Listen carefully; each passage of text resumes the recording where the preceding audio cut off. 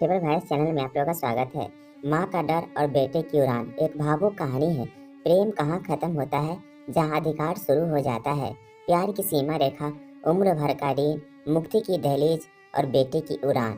सच्चा प्रेम बंधन नहीं बनाता, वह मुक्त करता है।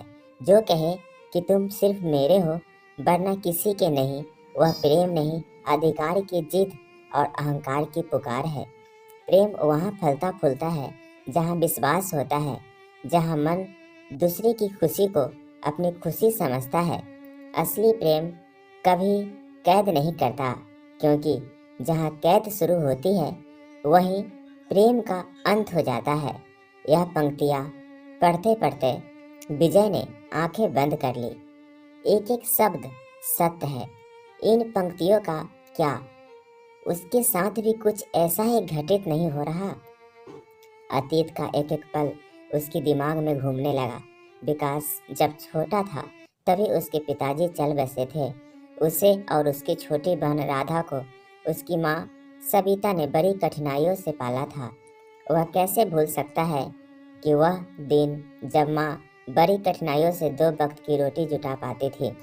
अपने जीवन काल में पिताजी ने घर के सामान के लिए इतना कर्ज ले लिया था कि पीएफ में से कुछ बचा ही नहीं था। पेंशन भी उनकी ज़्यादा नहीं थी। माँ की आज से ज़्यादा कल की चिंता थी, उसकी और राधा की।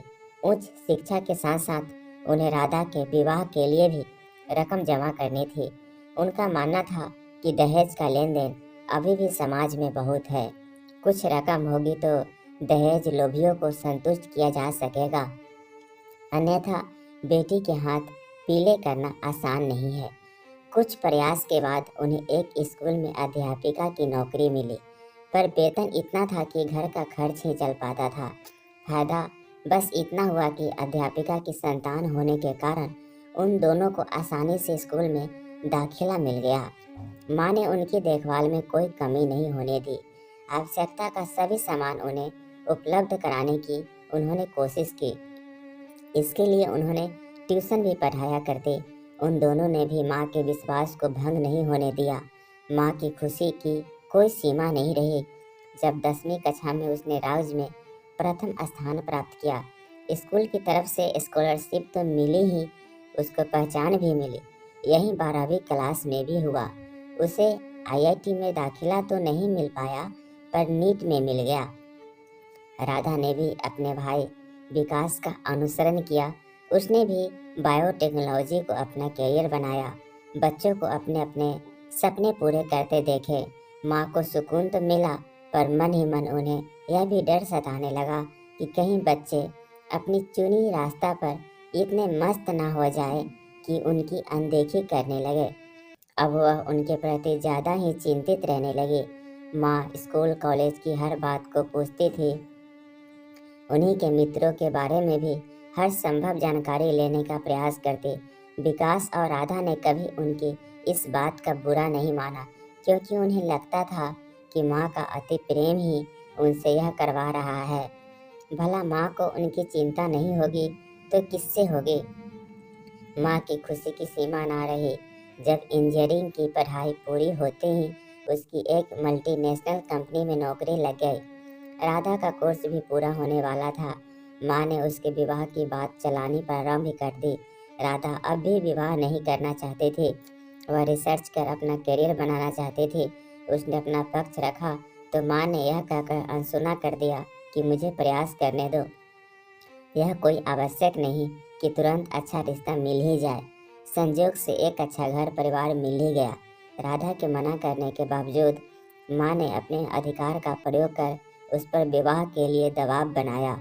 विकास ने राधा का साथ देना चाहा तो माँ ने उससे कहा कि मुझे अपनी एक जिम्मेदारी पूरी कर लेने दो।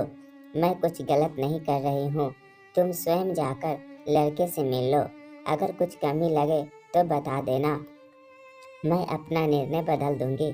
और जहाँ तक राधा की पढ़ाई का प्रश्न है, वह विवाह के बाद भी कर सकती है। विकास तब सूरज से मिला था। उसमें उसे कोई भी कमी नजर नहीं आई। आकर्षक व्यक्तित्व होने के साथ वह अच्छे खाते पीते घर से है। कमाई भी अच्छी हो रही है। सूरज इंजीनियरिंग कॉलेज में लेक्चरर के पद पर है। माँ ने जैसे दिन देखे थे, जैसा जीवन जिया था, उसके अनुसार उसे उनका सोचना गलत भी नहीं लगा। वह एक माँ है।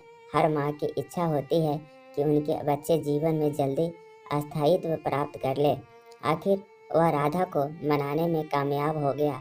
राधा और सूरज का विवाह धूमधाम से हो गया। राधा के विवाह के दायित्व से मुक्त होकर माँ कुछ दिनों की छुट्टी लेकर विकास के पास आई। एक दिन बातों बातों में उसने अपने मन की बात उनके आगे रखते हुए कहा, माँ, अब आपकी सारी जिम्मेदारियां समाप्त हो गई है। अब नौकरी करने की क्या आवश्यकता है? अब यहीं रहो। बेटे के मुख से यह बात सुनकर माँ भावुक और विभोर हो गई। आखिर इससे अधिक एक माँ को और क्या चाहिए।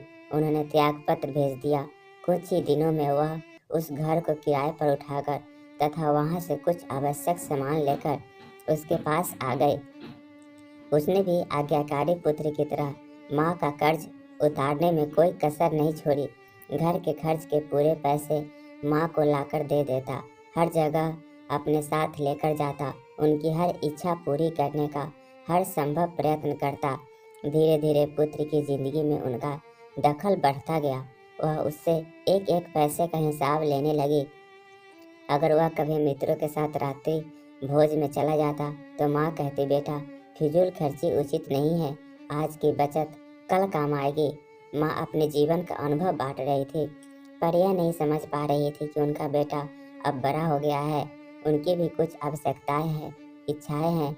दिन में 3 बार फोन करती। रात को अगर आने में देर हो जाती तो अनेक तरह के सवाल करती। इसीलिए वह मित्रों की पार्टी में भी सम्मिलित नहीं हो पाता था। झुंझलाहट तब और बढ़ जाती जब देर रात तक उसे ऑफिस में रुकना पड़ता और माँ को लगता कि वह अपने मित्रों के साथ घूमकर आ रहा है। वहाँ के तरह तरह के प्रश्न उसे क्रोध से भर देते, विशेषतः तब जब वह घुमा फिरा कर यह जानने का प्रयत्न करती कि उसके मित्रों में कोई लड़की तो नहीं है। उनका आशय समझकर भी वह उन्हें कुछ नहीं कह पाता था तथा माँ का अपने प्रति अतिशय प्रेम चिंता समझकर टालने की कोशिश करता। माँ का उसकी जिंदगी में दखल और माँ के प्रति उसका अति झुकाव भाप कर मित्रों ने माँ की पूंछ कहकर उसका मजाक उड़ाना प्रारंभ कर दिया। कोई कहता, यार, तू तो अभी बच्चा है, कब तक माँ का आंचल पकड़कर घूमता रहेगा? आंचल छोड़कर मर्द बन, कुछ निर्णय तो अपने आप ले सकते हो। मित्रों की बात सुनकर उसका आत्मसम्मान डगमगाता, स्वाभिमान को चोट लगती, पर वह चुप रह जाता। अब उसे लगने लगा था कि माँ का अपने बच्चे के प्रति प्यार स्वाभाविक है, पर उसकी सीमा रेखा होनी चाहिए। बच्चे को भी आज़ादी मिलना चाहिए। कम से कम उसे इस बात की तो छूट देनी चाहिए कि वह कुछ समय अपने हम उम्र मित्रों के साथ बिता सके। आज भी उसके मन में माँ का स्थान सर्वोपरि है। आखिर माँ ही तो है जिन्होंने न केवल उसे जिंदगी दी, उसे इस मुकाम तक पहुँचाने में कितने ही कष्ट सहे। फिर भी मन में तरह तरह के प्रश्न और शंकाएं क्यों? वह अब भी जो कर रही है उसमें उनका प्यार छिपा है। माँ ने जीवन दिया है, अगर वह ले भी ले तो भी इंसान उसके कर्ज से मुक्त नहीं हो सकता। निदा फाजली ने यूं ही नहीं लिख दिया, मैं रोया परदेश में, भीगा माँ का प्यार, दिल ने दिल से बात की, बिन चिट्ठी बिन तार। साल दर साल बीतने लगे। उसके लगभग सभी मित्रों के विवाह हो गए। वह अक्सर कहते, यार, कब मिठाई खिलाएगा? वह मुस्कुराकर कहता, मुझे आज़ादी प्यारी है, अभी मैं बंधन में बंधना नहीं चाहता। इस बीच कई रिश्ते आए, पर माँ को कोई लड़की पसंद नहीं आती थी। कहीं परिवार अच्छा नहीं है तो कहीं लड़की। अगर सब कुछ ठीक रहा तो लेन देन के मसले पर बात टूट जाती। उसे समझ में नहीं आ रहा था कि माँ ऐसा क्यों कर रही है। जिस दहेज की समस्या से वह राधा के समय तरसती थी, वहीं दहेज का लालच अब उनमें कैसे समा गया। एक रिश्ता तो उसकी कंपनी में भी काम कर रही एक लड़की का था। उसके माता पिता इस रिश्ते के लिए इसीलिए ज़्यादा उत्सुक थे क्योंकि उन्हें लगता था कि दोनों के एक ही कंपनी में काम करने से वह एक दूसरे की समस्याओं को अच्छी तरह से समझ पाएंगे। लेकिन माँ की वह लड़की ही पसंद नहीं आई। उसने कुछ कहना चाहा तो बोली, तू अभी बच्चा है, शादी विवाह ऐसे नहीं हो जाता, बहुत कुछ देखना है और सोचना पड़ता है। उसकी नाक इतनी मोटी और चपटी है कि अगर उससे तेरा विवाह हो गया तो आगे की सारी पीढ़ियाँ चपटी नाक लेकर आएगी। उसने कभी माँ की बात नहीं काटी थी, तो अब उनसे कैसे कहता कि उसे लड़के का रंग, रूप, सूरत और विचार ठीक ही लगे। नाक भी ऐसी मोटी या चपटी तो नहीं है जैसा माँ कह रही है। पता नहीं माँ ने बहू के रूप में कैसी लड़की मन में बसा रखी है। अब वह क्यों भूल रही है कि हर लड़की सर्वगुण संपन्न नहीं होती। सच्चाई तो यह है, वह इस रिश्ते के आने से पहले कई बार ऑफिस कैंपस में उस लड़की को देख चुका था। आंखें भी मिली थी, शायद चाहने भी लगा था। उस दिन वह बहुत ही निराश हुआ था। उसे अपना एक सपना टूटता महसूस हो रहा था, पर माँ के खिलाफ जाकर कुछ कहने या करने का प्रश्न ही नहीं उठता था। वह सब कुछ सहन कर सकता था, पर माँ की आंखों में आंसू नहीं। दिन बीत रहे थे, बच्चों की स्कूलों की छुट्टियां हो गई थी। माँ ने राधा को छुट्टियों में बुला लिया तो उसे भी लगा कि चलो अच्छा है, दिल दिमाग पर छाई निरस्ता से मुक्ति मिलेगी। राधा के आते ही घर में रौनक हो गई। उसका 5 वर्षीय बेटा राजू तो उसे छोड़ता ही नहीं था। मामू, हमें यह चाहिए, हमें वह चाहिए, और वह उसकी डिमांड पूरी करते करते थकता नहीं था। भैया, कब तक अकेले रहोगे? अब तो भाभी ले आओ। आखिर माँ कब तक तुम्हारी गृहस्थी संभालती रहेगी? इन्हें भी तो आराम चाहिए। एक दिन राधा ने बातों बातों में कहा, कोई लड़की पसंद आई तब न विवाह। गुड्डे गुड्डियों का खेल तो नहीं जो किसी से भी कर दे। उसकी जगह माँ ने उत्तर दिया, आखिर भैया को कैसी लड़की चाहिए? मुझे बता दो, मैं ढूंढ लूंगी। अरे विकास और राधा को जलेबी पसंद है। आज छुट्टी है, अभी राजू सो रहा है। जा ले आ, वरना वह भी तेरे पीछे लग जाएगा। माँ ने बात को रुख मोड़ते हुए कहा, ठीक है माँ। उसने कपड़े बदलने तथा चला गया। अभी अभी सीढ़ी से ही उतरा था कि उसे याद आया कि बाइक की चाबी लेना तो भूल ही गया। चाबी लाने वह उल्टे पांव लौट आया। घंटी बजाने ही वाला था कि माँ की आवाज़ सुनाई दी, तू बार बार विकास के विवाह के लिए मुझ पर क्यों दबाव डालती है?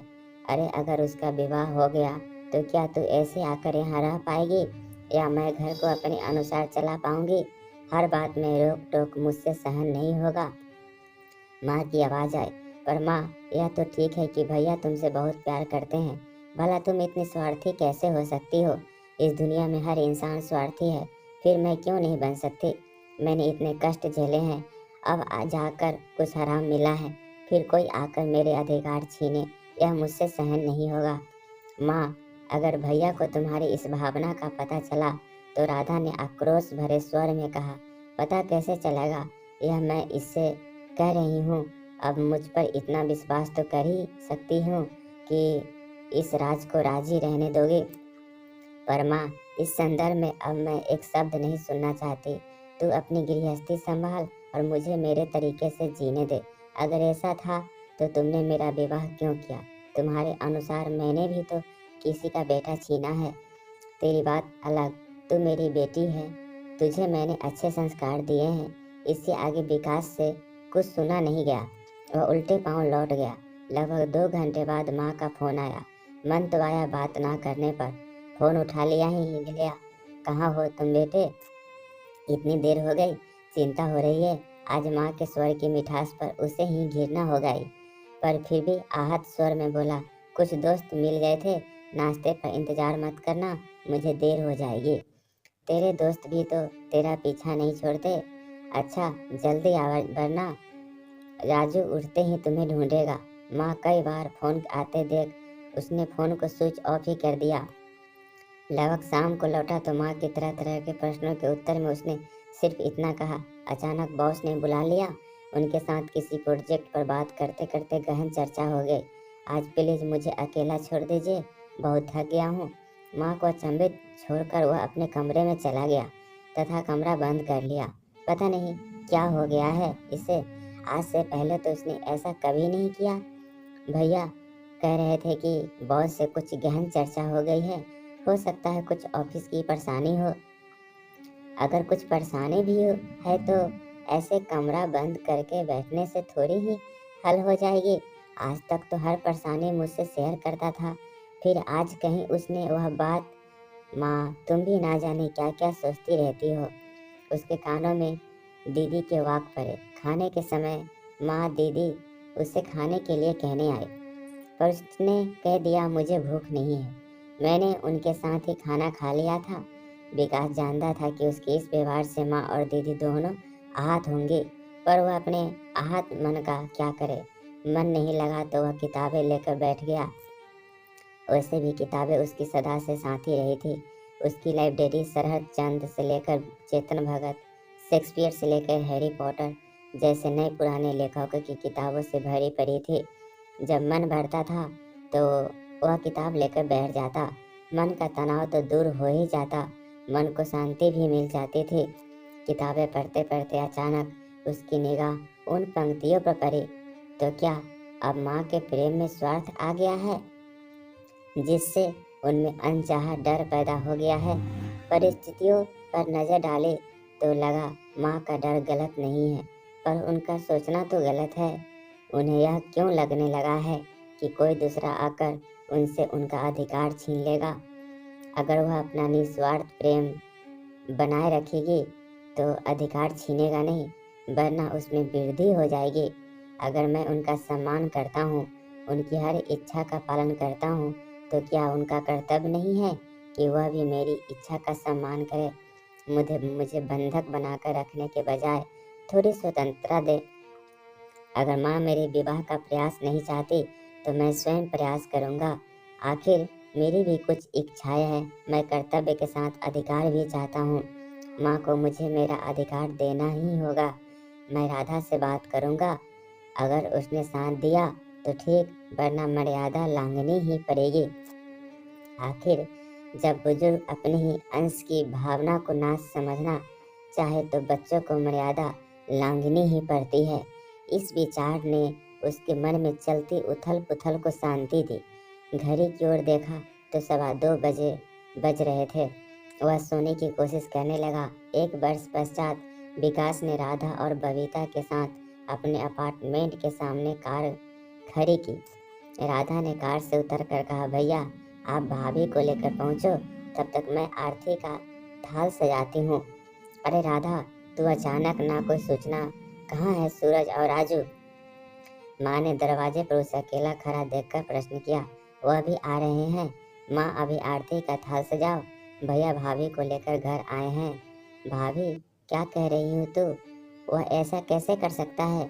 मुझे बिना बताए इतना बड़ा फैसला? ऐसा करते हुए वह एक बार भी मेरा ख्याल नहीं आया। क्या तुम भी इसमें शामिल हो? माँ ने बौखला कर कहा, हाँ मैं भी माँ। अगर अपना सम्मान बनाए रखना चाहती हो तो खुशी खुशी बहू का स्वागत करो। मैं आरती का थाल सजाती हूँ। और हाँ, तुरंत होटल ताज के लिए निकलना है। कोर्ट मैरिज हो चुकी है, पर समाज की मर्यादा लगाने के लिए वहाँ हमें रिसेप्शन के साथ विवाह की रस्में भी पूरी करनी है। कार्ड बन चुके हैं, थोड़ी देर में मेहमान भी आने प्रारंभ हो जाएंगे। यहाँ कोई हंगामा ना हो, इसीलिए सूरज राजू को लेकर सीधे होटल चले गए हैं। जितनी तेजी से राधा का मुंह चल रहा था, उतनी तेजी से उसके हाथ भी। पर लड़की कौन है? उसका परिवार कैसा है? क्रोध पर काबू पाते हुए माँ ने पूछा, लड़की से तुम मिल चुकी हो? भैया के साथ ही काम करती है क्या वह कविता?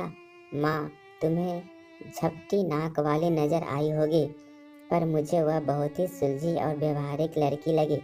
और सबसे बड़ी बात, वे भैया की पसंद है। शादी से पहले हर लड़की सुंदर नजर आती है। माँ, अगर अभी तुमने अपना रवैया नहीं बदला तो मेरी बात याद रखना, घाटे में तुम ही रहोगी। बच्चे बड़ों से सिर्फ आशीर्वाद चाहते हैं, उसके बदले में बड़ों का सम्मान देते हैं। अगर उन्हें आशीर्वाद की जगह ताने और उल्हाने मिलते रहें तो बड़ों को भी उनसे सम्मान की आशा ना रखनी चाहिए। वैसे भी तुम्हारे रुख के कारण ही हमें अनचाहे तरीके से फैसला लेना पड़ा। और तो और कविता के माता पिता को बड़ी कठिनाई से इस सब के लिए तैयार कर पाए हैं। अब चलो, कहते हुए राधा का स्वर कठोर हो गया था। वह आरती का थाल लिए तेजी से बाहर की ओर चल दी।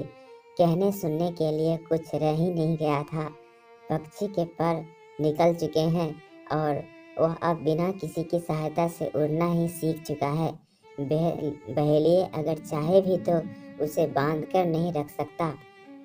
यह सोचकर माँ ने राधा का अनुसरण किया।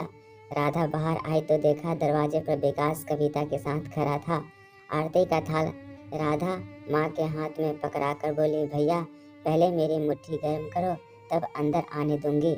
विकास से मोटा सा लिफाफा पाकर ही वह हटी। माँ की तरफ मुखातिब होकर बोली, माँ अब तुम्हारी बारी। पूरी जादूगरनी निकली। अभी से मेरे बेटे को फंसा लिया। आने ना जाने क्या क्या होगा। मन ही मन बुदबुदाई। तभी अंतर्गत मन में उसे झकझोरा, अब अपना और कितना अपमान करवाएगी मीरा। आगे बैठ, खुशियाँ तेरे द्वार खड़ी है, खुशी खुशी स्वागत कर। उन्होंने राधा के हाथ से थाल लिया। आरती उतारते हुए बोली, अच्छा सरप्राइज दिया तुम लोगों ने मुझे, हवा भी नहीं लगने दी। अगर तुझे इसी से विवाह करना था तो मुझसे कहते, क्या मैं मना कर देती। रागनी इसमें कुछ मीठा तो रखा ही नहीं है। अब बिना मुंह मीठा करवाए कैसे बहू को गृह प्रवेश करवाऊं। आज मीठा तो कुछ भी घर में नहीं है। जा थोड़ा सा गुड़ लेकर आ। विकास और राधा ने एक दूसरे को देखा। माँ में आए परिवर्तन ने उन्हें सुखद आश्चर्य से भर दिया। अब घर ही रहेगी या लाएगी भी, माँ ने पुनः कहा। अभी लाई माँ। यह कहकर राधा गुड़ लाने अंदर गई तथा विकास और कविता माँ के चरणों में झुक गए। कैसी लगी है विकास की कहानी? क्या विकास ये कदम उठाए सही है गलत? कमेंट करके जरूर बताइएगा। और आप इस चैनल पर नए हैं तो कृपया इसे लाइक शेयर और सब्सक्राइब कर लीजिएगा। Thank you.